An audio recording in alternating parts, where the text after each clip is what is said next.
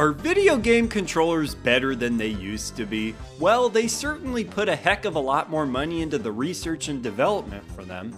The Xbox One controller infamously cost $100 million in R&D, which is kind of funny considering they got the bumpers wrong and had to revise them not long after release. While a lot of money has gone into the advancement of these controllers, I'd say it still hasn't made older controllers obsolete as far as comfort and functionality go. I mean, when you hold a newer controller, it certainly has a more luxurious feel.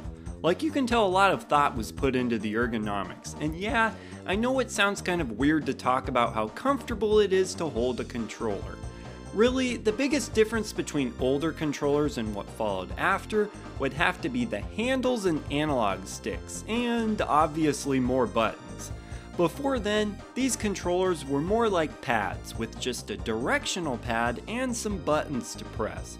I'd have to say that some of the biggest complaints I see about older controllers would be the sharp edges on the original Nintendo controller, and the Nintendo 64 controller, well, people had a lot of problems with it. I did an entire video on it.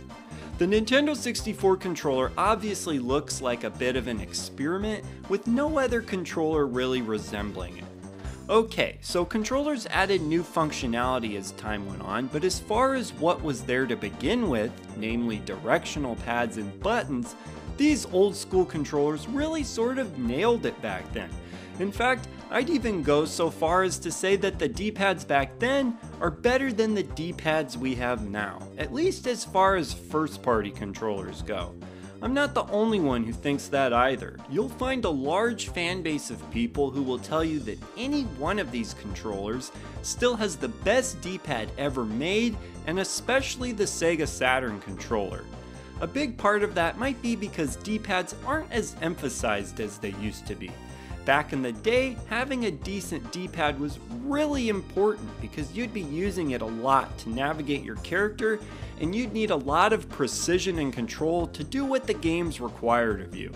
Now that we have analog sticks as the primary directional controls for a lot of games, the D-pad isn't as important. In fact, for quite a few games, the directional pad on more modern controllers isn't even used in the same way. It can function more like 4 additional buttons added to the controller, with each direction serving as its own button. This is because the games using the controller require that many buttons, which leads me into my next point. There is no separating the form of a controller from the type of games that it's used for, and therefore the experience you have with it. For example, when I see this controller, I can't help but think of games like Super Mario Bros. And Contra. There's just no getting away from it. Therefore, what kind of controller you prefer is intrinsically influenced by what type of games you prefer. So in a way, it's kind of trying to compare two very different things. Okay, before you think I'm gonna go apples and oranges on you, you know that saying it's like comparing apples to oranges, I should point out that there are plenty of more modern games released that are made in the style of older games and therefore demand a solid D-pad for directional navigation. Really, there's a ton, so D-pads still really matter as far as I'm concerned, and I'm often reminded of how much I miss the awesome default options we had back in the day when forced to play with more modern D-pads. I mean, they're generally pretty functional. I've beaten games like Cuphead with the standard Xbox One controller, but I couldn't help frequently thinking about how much better the game would be with a Sega Genesis controller. Luckily, there's usually some pretty nice third-party alternatives for D-pads, and so if it's enough of an issue for you, there are solutions you can look into. Now, I know what you might be thinking right now. This guy is obsessed with D-pads, and that's probably not unfair of you to think. But really, I think it's the most important thing to be comparing, since it's the one thing that has carried over from each generation. Well, besides buttons, but I almost never see people complain about buttons, or have any sort of impassioned opinions about certain buttons being better than others. Except for the Dreamcast controller. I'll just come right out and say it. The buttons are too small for how much space is available on that thing.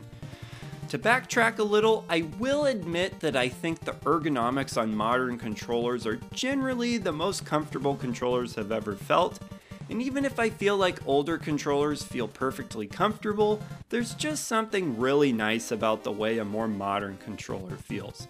I mean, all that research and development money had to have gone towards something, right? Anyways, I think you all have a good idea of how I look at this sort of thing, but what do all of you think? I'd love to hear your thoughts, as you always have some really interesting things to say. So as always, leave your comment down below, and I will see ya in the next video.